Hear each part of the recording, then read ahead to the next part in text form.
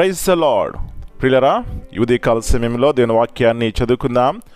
లూకా సువార్త 18వ అధ్యాయము 7వ వచనం. The gospel according to Saint Luke chapter 18 and verse 7.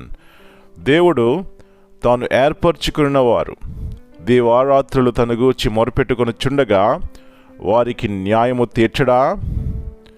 And shall not God avenge his own elect, which cry day and night unto him, though he bear long with them. ప్రియులారా, యేసు ప్రభువు యొక్క ఘనమైన నామములో మీ అందరికీ శుభములు తెలియజేస్తున్నాను. తిరిగి దేవుని యొక్క వాగ్దానాన్ని జ్ఞాపకం చేసుకుందాం. దివారాత్రులు తన గూర్చి మొరపెట్టుకొని చుండగా వారికి న్యాయము తీర్చడా?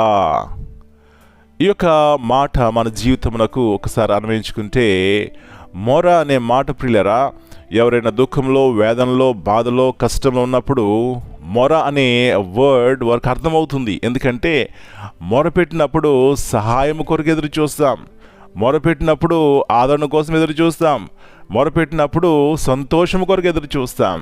అవునండి ప్రియులారా, ప్రతి ఒక్కరికి ఏ విధమైనటువంటి భేదం లేదు. ప్రతి ఒక్కరూ ఎవరైతే విశ్వాసం కలిగి ప్రార్థన చేస్తారో వారి ప్రార్థన దేవుడు వింటాడు. తగిన సమయంలో వారికి ఉత్తరం ఇచ్చే దేవుడై ఉన్నాడు. అలాంటి దేవుణ్ణి మనం పూజిస్తున్నాం, ఆరాధిస్తున్నాం. విశ్వాసం కలిగి ప్రియులారా మొరపెట్టినప్పుడు అది ఏ అక్కరైనా కూడా దేవుడు సహాయం చేస్తాడు, తీరుస్తాడు. అయితే మరి దేవునికి మనకున్నటువంటి పాపమును కూడా మనం సరి చేసుకున్నట్లయితే మనం మేలు చూస్తాం.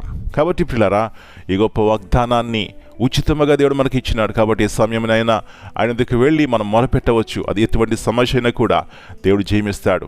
అలాంటి కృప దేవుడు మనకు అనుగ్రహించును గాక. ప్రార్థన చేసుకుందాం.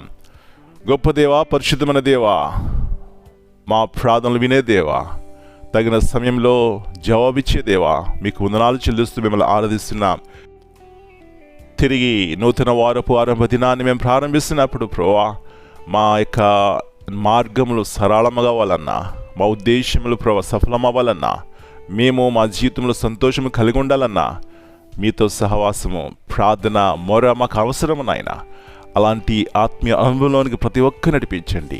ఉదయకాల సమయంలో మా ప్రియ సహోదరి సహోదరులను దర్శించండి ప్రభువా. వారు ఏ అవసరతలున్నా మొరపెట్టినట్లయితే మీరు ఉత్తరమిస్తారు. తగిన సమయంలో సంతోషము, సమాధానం వారికి ఇస్తారు.